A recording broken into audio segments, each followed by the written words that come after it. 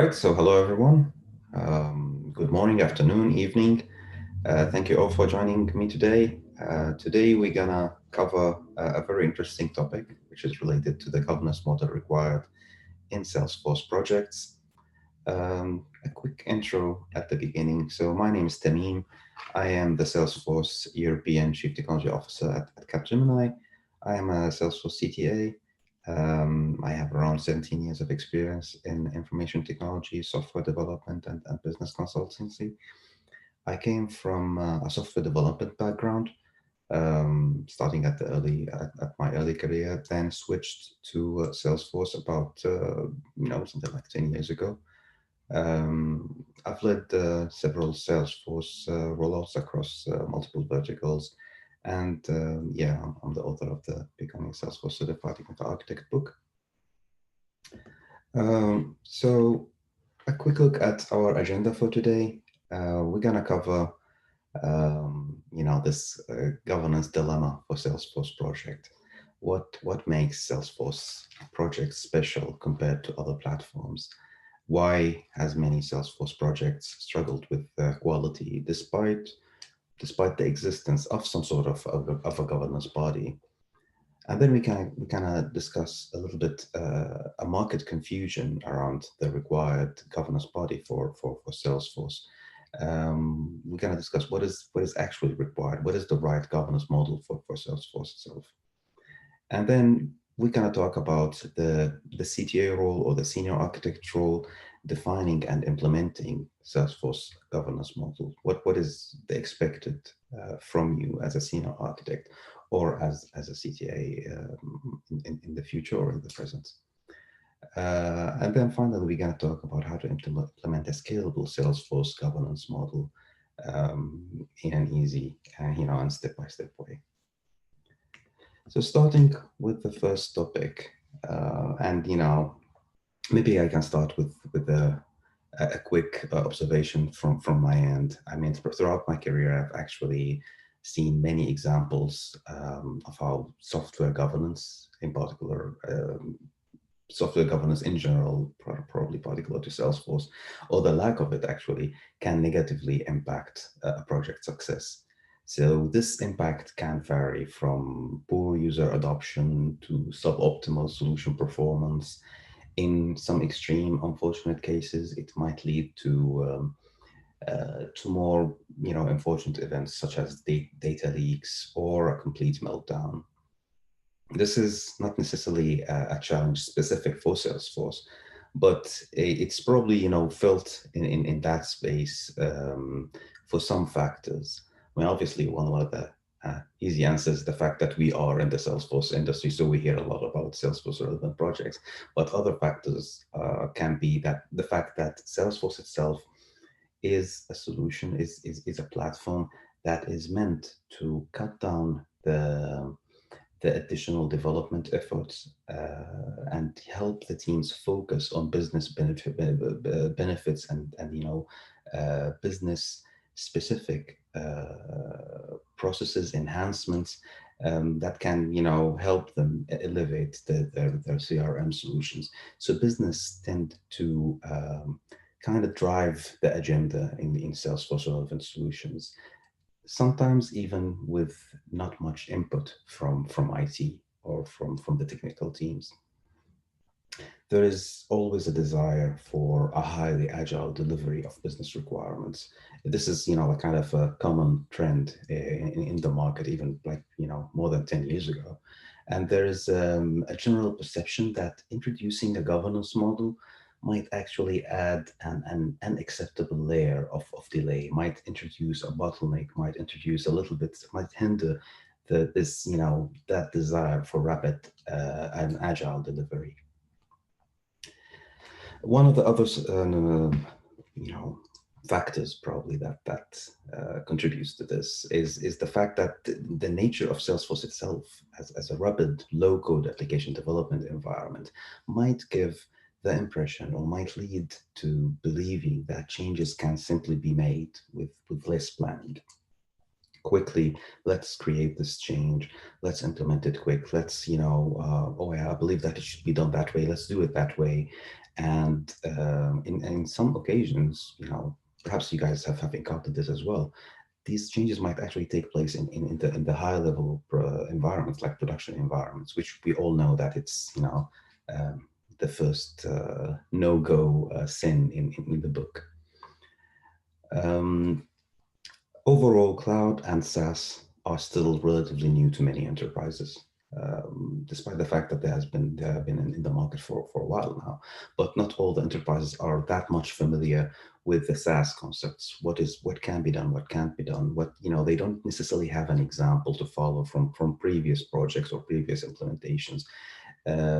If they have something on cloud infrastructure, um, that is actually different than the SaaS world. So again, not all the enterprises are that much familiar still with that concept, or with some of the concepts relevant.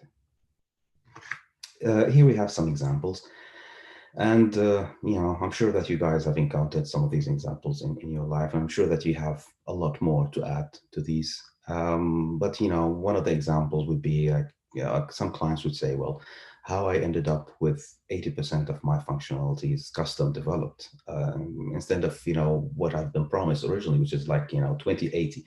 They were promised the 2080 with the 20 being custom and 80 being configured. Somehow they ended up on the completely other side of the coin. So they are, they get frustrated. They don't really necessarily know how they ended up in that position. Personally, I've also encountered some occasions where some clients had a reaction for the situation. They developed some sort of a hyper allergy from anything related to custom developed features.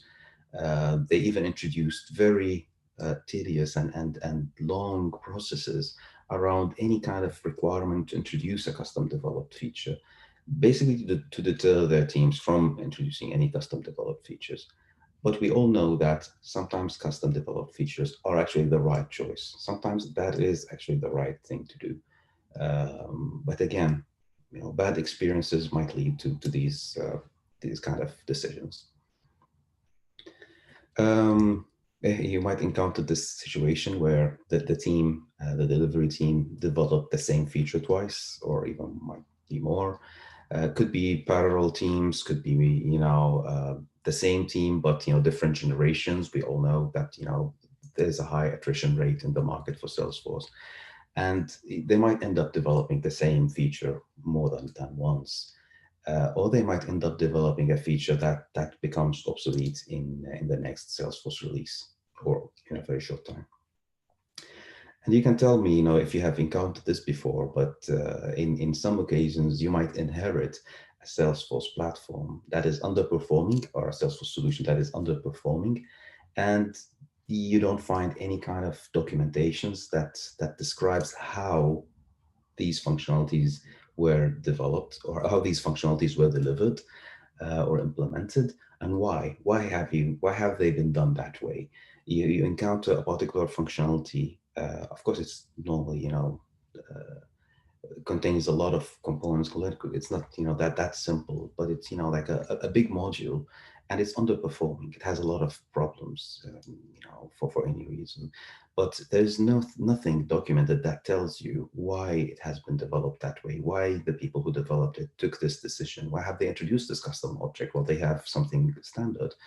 While they have twisted the neck of a standard functionality to configure it instead of custom developing it. Why they decided to use that particular third party, or like these kind of decisions. Sometimes it's justified because sometimes it might be relevant to a particular period of time where a particular functionality wasn't available in the market, so they decided to custom build it. Sometimes it's something else, but the lack of any documentation, the lack of any trail of these decisions is not helping you. It's not going to help you to understand why it has been developed that way. Governor limits is something that you guys are very much familiar with. There's no need to dive into much details there. But again, it's not necessarily a bad thing. There is a particular perception that government limits is a bad thing. We don't like it. It's we're breaching it. It's that sort of things. But look at it from the other end, or from the other perspective. Without governor limits, there is no way to ensure that certain functionalities are delivered in an optimal fashion. Coming from a software development background, we've always knew that something like querying the database multiple times within a for loop, like you're on a for loop looping over an array of 1,000 items. You can't simply query the database 1,000 times. That is not allowed. That is not the right thing or the right decision to do in any development environment, Java or .NET, whatever. That is wrong on any environment. However, uh, without governor limits, things might just go unnoticed without, like a rigid code review process, which not everyone has, and without, like governor limits, things again might go unnoticed, and you'll struggle actually to find why it's happening that way, why the system is underperforming. So again, not necessarily a bad thing all the time, but with the bad decisions, you might actually encounter cases where you are approaching them.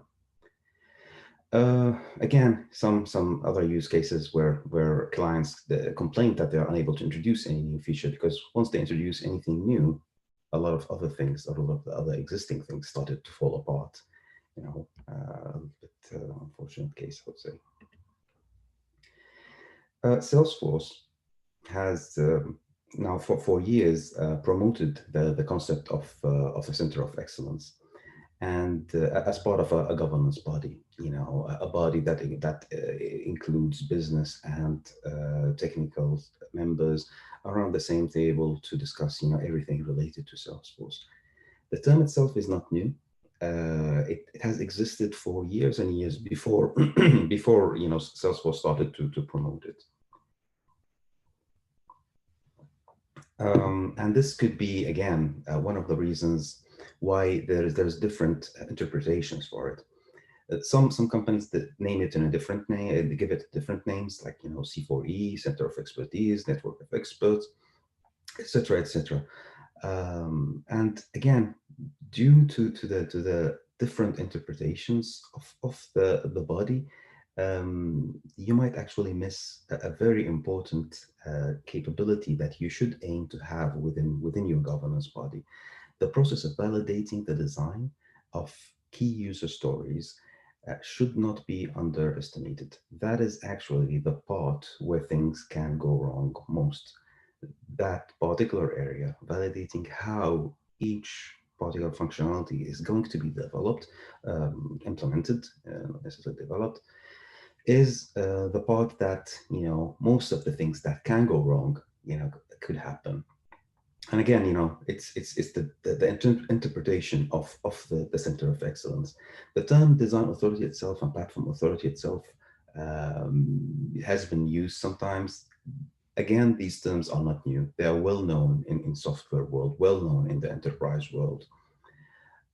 So just remember that, the reason why we believe that some Salesforce projects go off rail, despite the fact that we have a governance model, is actually due to the fact that different interpretations of the required governance model can lead to different implementations and can effectively lead to different expectations and to frustration when the initial target is not met. So what is the difference between COE and DA? This is something that, some of my colleagues asked before, and it's interesting because, they are kind of, they have common characteristics between them. So with the COE, it's a central governance body that discuss, evaluate, challenge, and decide on everything associated with Salesforce. And that is the term, like I've used the standard terms here for the definition of both. If you look at what actually a center of excellence used to do, it's defining accountability is at the executive level, ensuring business goals and strategic initiatives are prioritized, improving speed of execution, facilitating and driving user adoption, communicate and raise visibility across the organization. It does all of that and more. However, perhaps you have noticed that there is nothing there talking about how the how part of delivering each and every functionality. That is something that the Center of Excellence is not usually tackling because they operate on a higher level, and the members of the Center of Excellence are normally not, diving into the details of how each and every kind of key functionalities is being delivered, because they are tackling and they're, like using their time to tackle other topics on the higher level, which are also very important. Now, the COE itself can contain a sub-body that is responsible for challenging and approving every design decision. This is what we normally refer to as the design authority. Again, the concept of a design authority is not new. It is very well known in the software industry and very well known in enterprise architecture. Um, so it's not like, something that suddenly came out of the blue just for Salesforce. It's just, that the market confusion was there for a while. The design authority provides assurance that solution designs are fit for purpose. They challenge the key design decisions, and they ensure that each component meets the requirement and integrates well with the overall enterprise architecture and with the overall solution. They answer questions, they promote and ensure reusability. They ensure that, Salesforce as a platform remains agile and remains extendable, ensuring that any new functionalities developed is developed in the right way so that it won't hinder any kind of future changes. It makes use of any potential Salesforce innovations, avoid technical debt, etc., etc. So I hope that, that it's clear what is the difference between the two. And we can, if you have any questions, please add them. So what does a design authority normally looks like? These are, like simple diagrams that it's not necessarily the structure. It's a proposed structure. Again, that the implementation differs from one client to the other, from one project to the other. This is just, an illustrative approach of how that could be. So again, it requires an executive sponsorship. That is a must. It requires to have, technical and business expertise. It requires, people to be accountable, and they have to be to have that clear in their responsibility. It can have multiple layers. So, and this is very common to have multiple layers. You need to have a core team who's continuously attending the sessions for the design authority, continuously, being known as the members of the design authority, and they are responsible members. That is a small and nimble team. And then we have an extended team of other expertise who might be involved depending on the use case, depending on the design that we are, or the design authority is tackling. Is it something related to security? Is it something related to compliance? Is it something related to a particular domain or business domain, and it requires, like an expert in that particular domain to support the product owner, to support the solution architect, etc., etc. You have subject matter experts who can also be involved at some specific times, depending on the complexity of the requirement. So think of it as layers. Here in the diagram, we have 3 layers. It's not necessarily 3 layers. It's, again, the implementation can differ depending on your use case, on your project and your client. But the notion is the same. Multiple layers where you have a small core team, and then there are multiple extended teams that can be involved when it's required. Who should be around the table? Again, technical people and business people, they both have to be there. If you have multiple streams delivering multiple functionalities, or if you have multiple SIs delivering multiple functionalities to the project, then key representatives from each of these streams, functionalities, SIs, should be present here in the design authority. What does the design authority do at different touch points? They do different activities at different touch points. So they define guidelines and standards at the beginning and throughout the project, such as coding standards, naming conventions, templates. These are more of, guidelines and standards. Again, you might see that this is common between the DA and the COE, but again, this is because the DA is usually part of the COE. You might find, that the DA will also participate in creating high-level design review, and high-level here could be confusing.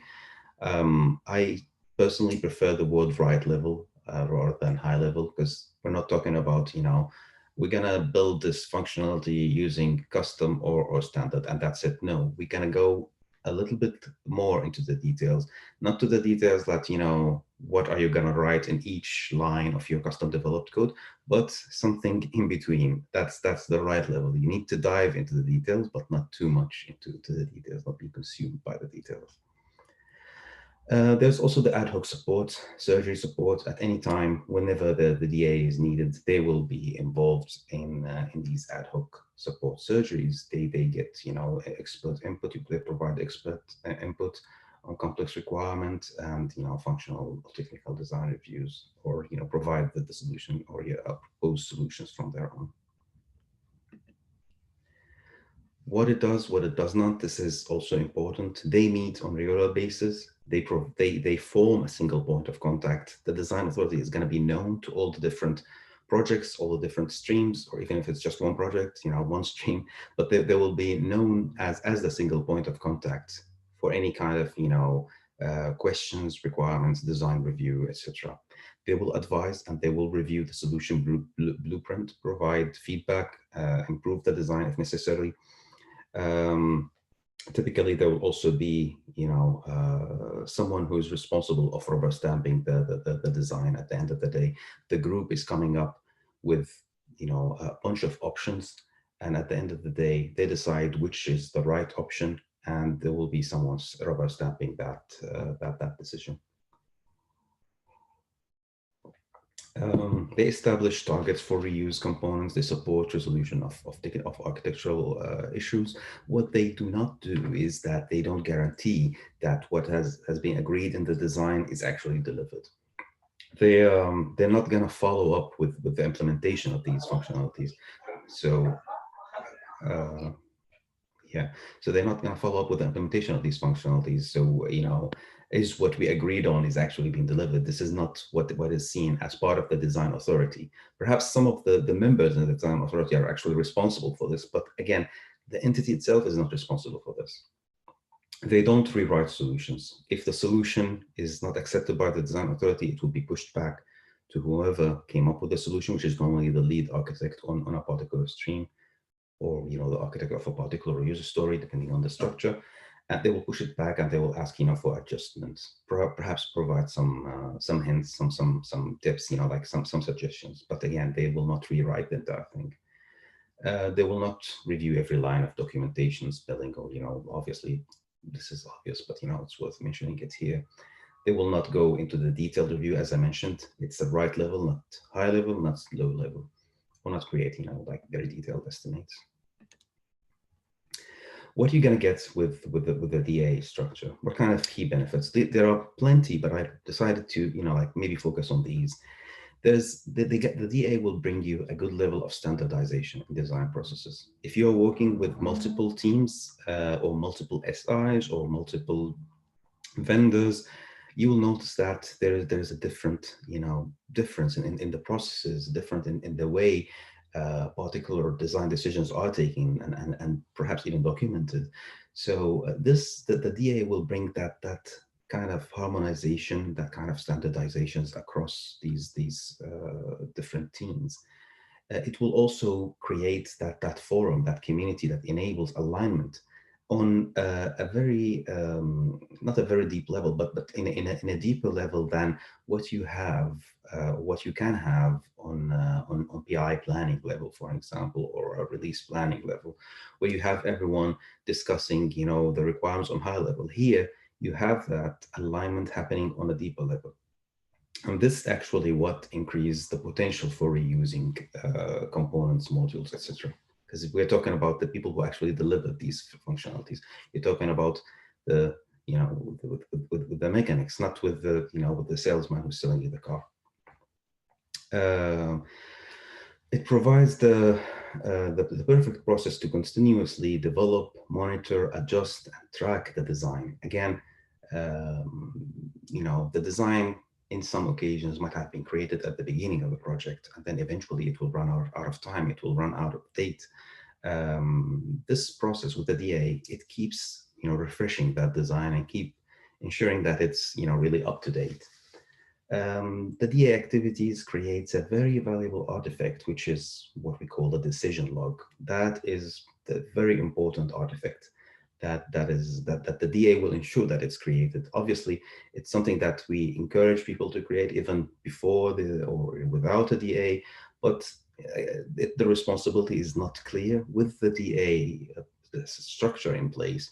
It's their responsibility to ensure that the decision log is created, and it's created in the right way, which explains why and how each key functionality has been developed. What was the rationale? What have you considered as an alternative? And why have you decided this over that? And who decided that? It's also, and this is probably key for CTA candidates and for, senior architects, it provides a perfect ground to develop talents, allowing people to mix with more senior people or even more junior people, allowing them to create, challenge, and defend a particular solution, or explain a particular solution. This is part of what is expected from a CTA to do during the review board. That part of, creating a solution, documenting a solution, explaining a solution, and defending a solution is very much what is expected, part of what is expected from you to do in the review board. So again, it provides that platform to develop the people while they're doing their day-to-day job. So the DA is a win-win process for everyone. The client is happy because they're getting a higher quality deliverable. The delivery team is happy because they're avoiding challenges, they're avoiding troubles while they're delivering a project. The people inside the DA, the architects, the senior architect, the platform architects, etc., some of them might be potential CTAs, are also benefiting because they are practicing in their day-to-day job what is, going to be required in the CTA review board. So you are preparing while you are doing your day-to-day job. Now, how to implement a DA? This is, again, very important, and it's always key here with implementing a DA to avoid boiling the ocean and to, just focus on starting small and then growing up. So start with an executive sponsor. There has to be an executive sponsor or a champion to support this initiative and to ensure that, people are aware of their responsibilities and to coach them how they can be impactful and effective in the enterprise. All stakeholders should be aligned on the definition of the purpose of the DA. They have to be clear on what is actually expected from them to do. You have to create and document the process because there will be members change in the DA. There will be a need to explain things to the new members, and you better kind of create that kind of process and document it so that you can easily communicate it. Start small, start with an acorn, and then grow it up to an oak tree. Don't think, of something like a big structure that will extend to cover all the kind of problems that will solve the world. Start with something small and then grow it. While it's gaining credibility, it will be easy to grow it. People will actually find or understand the benefits that you're, promoting, and will start to promote it themselves. Avoid the negative assumption that the DA would turn into a bottleneck. Once you start, this conversation, you'll hear a lot of feedback, which, or a lot of perception. People would tend to think that they're going to be, dealing with hundreds of user stories every week. And this, will add a lot of pressure on them, will add a lot of work on their day-to-day life. It will turn the DA to a bottleneck, literally. Actually, this is not what happens. You're not going to deal with hundreds of user stories because you always can define the criteria of the user stories that goes to the DA, and you can fine tune it based on the nature of your project. If you're, working in a massive project with a lot of streams and a lot of, things happening around, then you can, adjust the criteria. Only the key things will go to the DA. Perhaps we're going to have additional sessions. Perhaps we're going to have multiple DAs, multiple small DAs and a DA of DA, all the kind of structures that promotes that. If you're dealing with, a big project, medium project, then again, you can control the criteria of defining which user stories can go into the DA. And again, this time that the people would invest would be something as, like an insurance policy, literally, is that, they invest some time in the design authority, but it will, that will prevent wasting a lot more time fixing things that the DA could have catched and could have, spotted from the beginning. A design decision that goes wrong will cost you a lot more time than the time that you'll spend in the DA itself.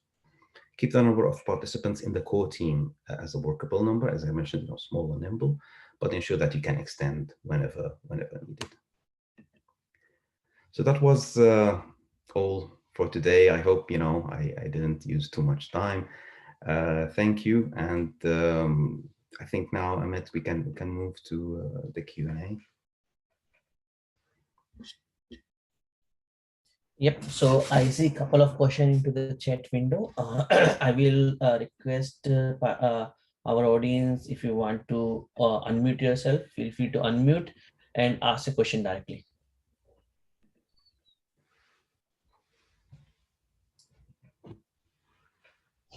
I have one question. Could you please explain again the difference between COE and DA? Mhm. And this is a very important part, because because both entities have existed long time before, and obviously been interpreted and used in different ways in different companies, in different in the enterprises. The definition could be a little bit loose, but from my perspective, the COE is handling key decisions around Salesforce itself, allocating teams, allocating the responsible people for a project, ensuring that the right communication plans are in place to socialize the solution, ensuring that user adoption is high, ensuring that that the right people are involved with the right teams at the right time, etc., etc. So they deal with a little bit higher level kind of challenges, while the design authority, which I see as part of the COE itself, deals with a little bit lower level of challenges. They deal with each and every kind of, not each and every, because that is a little bit dangerous word, but they deal with every user story or functionality that will be delivered on the platform, which meets the criteria that was defined by the design authority. For example, they could have a criteria, or you could have a criteria in your project saying any custom developed functionality has to go through the design authority to validate, or any standard or custom functionality that involves a large amount of data, or any kind of functionality that touches this particular process, which is sensitive for this business. For example, a business might have a lot of sensitivity or a lot of critical functionalities around the opportunity management. So anything that goes around or touches the opportunity management can fall into the basket of DA relevant user stories. Again, the criteria is up for the project and for the client and the use case to define, but you can control that criteria. It's not one size fits all. So you can control the criteria that defines which user stories are relevant for the DA. The DA, as I mentioned, works on that level, and it handles or ensures that the design, the how part and the why part is very clear for each of these stories. Yeah, that makes it more clear. Have just one more question is how design authority, so design authority provides standards and best practices, and what are ways in which design authority can verify that those best practices, make sure that those best practices are being used and implemented? Mm. So they kind of ensure that whatever team or whatever personnel involved in delivering a functionality is clearly aware of these best practices, but they don't necessarily, I mean, the DA body is not responsible for tracking the actual implementation. For example, you could come in a scenario where a trigger needs to be introduced. You have a very, well-designed trigger framework, provides bypass, provide, scalability, provide, et cetera, et cetera. And the lead developer or the solution architect is proposing, introducing a trigger for this particular object to do this and that. So that all that is clear. And during the design authority, you inform that the lead developer that, by the way, your trigger has to follow our trigger framework, our standard trigger framework. It's available on this link, or it's available in this documentation. Please ensure that you follow it. That is all documented in the design decision log. However, it's not the responsibility of the DA to follow up and ensure that has the developer or the architect really used it or not. As I mentioned, some members of the DA, because this is like it's not these are not people outside the project. These are people from the projects themselves, just been grouped in a different organization structure. So a lot of them will have other, daytime jobs to do. One of them might be a lead architect on another stream. So some of them might have responsibility to track how these things are actually being implemented. Some of them might not. But the DA body, as a body, is not really responsible of ensuring that what has been agreed is being delivered on the ground. Hope that answers the So it's question. more up to leaders, technical leaders, on closer to the implementation, right? To ensure that they are following, yeah, what they're supposed to be following, yes. And you can like kind of ensure that this has been done in the right way, perhaps using other mechanisms like, code reviews, like, other mechanisms. Again, they could be part of the standards that the design authority comes up with, but um, but yeah, like following up on each of these requirements, like, creating a recurring session on asking these people, have you actually did it that way? Can you show me? Can you, like demo that in front of me? This is not necessarily part of the DA role. Clear. Thank you very much also for the presentation. Thank you, Vladimir. Hey there. I have a question. You have many roles defined within the design authority. What size team are you talking about working with before that all compresses down into one or two people who are wearing a lot of hats? Mm-hmm, mm-hmm. This is a great question. The size of the team very much depends on the nature of the project.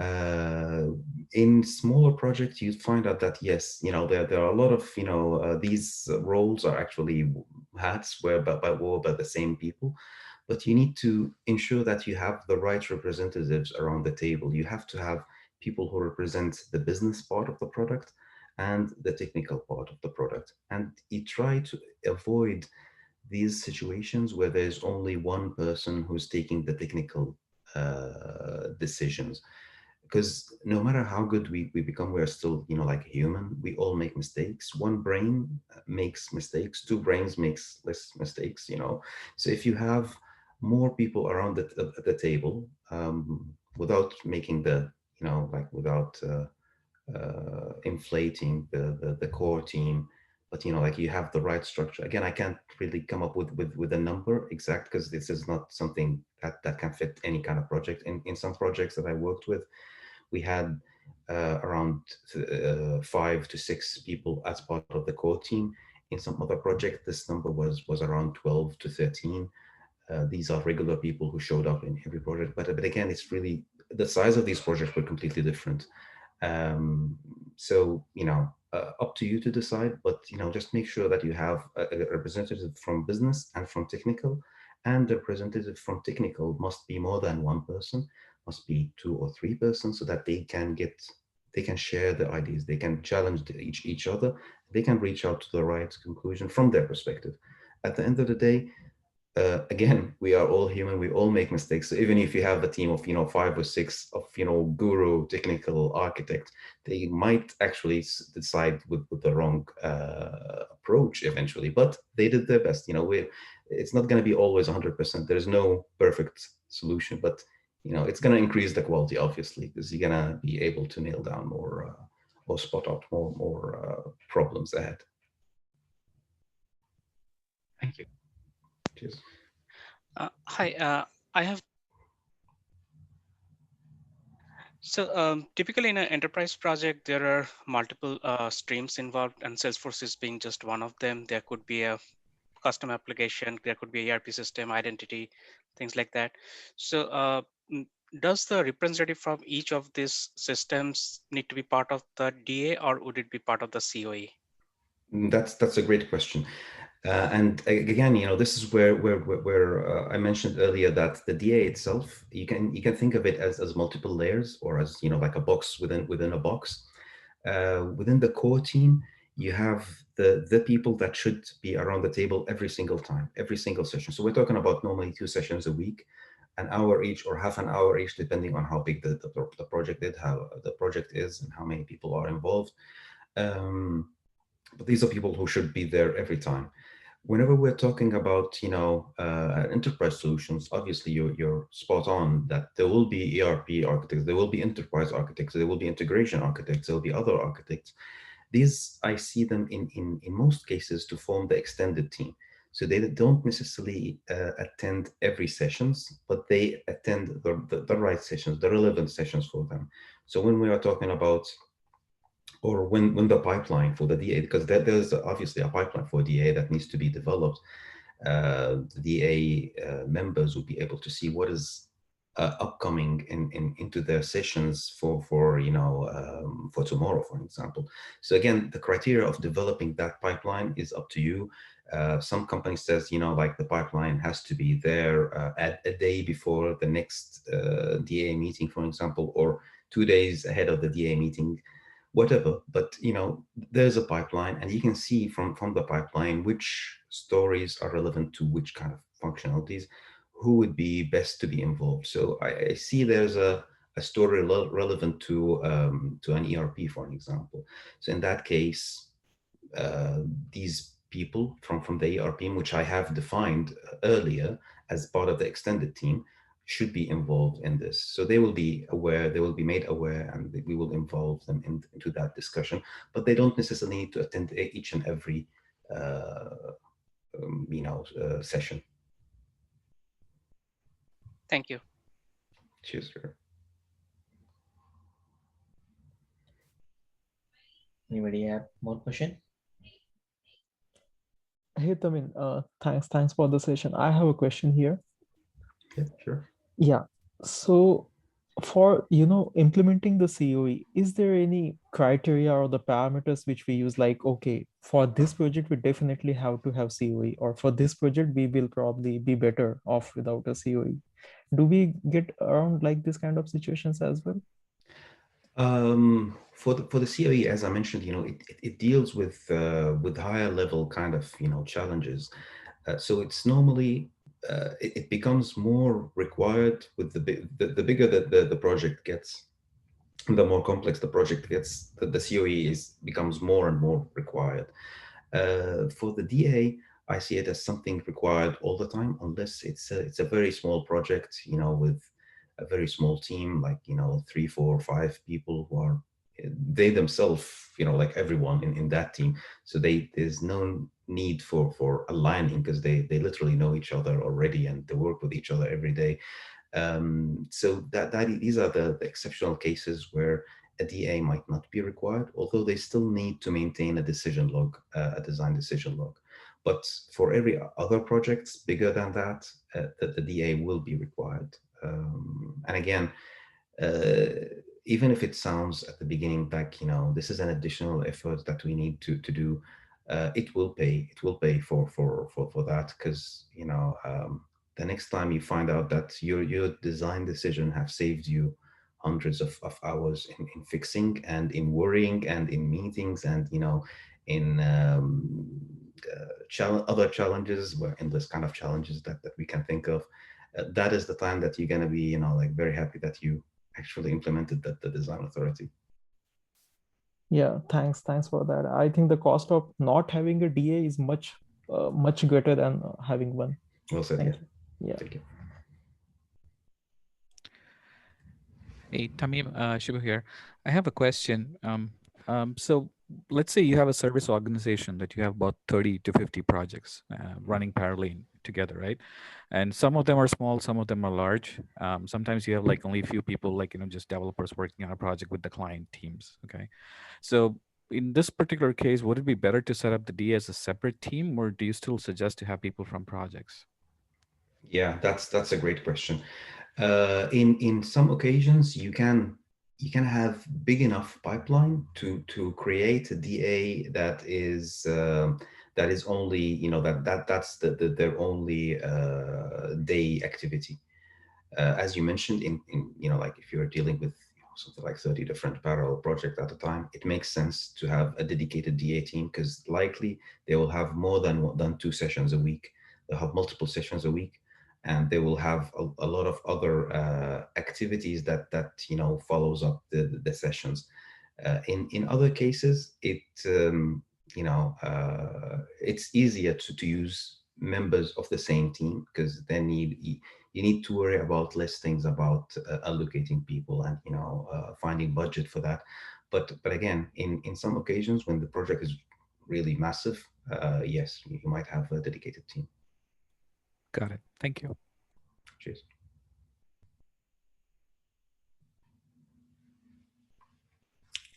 Anyone? Last question. Hi, Tamim, this is Praveen. Quick question, like, so how much deviation is allowed for a technical lead for the for a agreed solution which has been approved by DA for a particular problem? Can you elaborate further?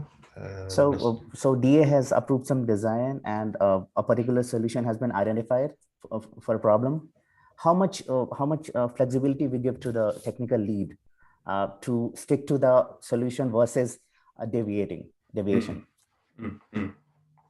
Well, again, the design authority is likely not going to be creating a very detailed design decision. Like, you have to create 3 classes, and the 3 classes should have 10 methods or something like that. They're not going to go into that kind of level of details. But they might come up with a design decision that you have to create a test class, and you have to have as many test methods there as the use cases that we have here. So they might go into that level of details. The developer, the lead developer, or the development team leader should aim to stick to the solution. However, as I mentioned, it's not very much detailed, so he shouldn't feel like he's really like changed and chained and restricted to a particular path, because we also want them our development team to continue innovating and to continue coming up with ideas and solutions. We don't want them to be limited to just doers. We want them also to like think of what is best to do. Obviously they are closer to the what is being delivered than anyone else, so they have a room to do changes. They have a room to like deviate a little bit from the solution. But again, the solution itself is not very much detailed to the level that restricts them. But if the solution says you have to have indexes created on these fields, then the indexes has to be created on these fields. You have to query these fields. You have to use the query optimizer to ensure that your query is optimized, etc. Then there's no there's no room for deviation here. Otherwise, the solution itself will leave enough room for the development team to like come up with their own ideas. Got it. Thank you. Just perfect. So thank you so much for a great session, and thank you so much everyone for joining us over the weekend. I will be highly appreciate check the meme book and share the link into the chat window. So I will highly recommend it. Go and buy that and use it.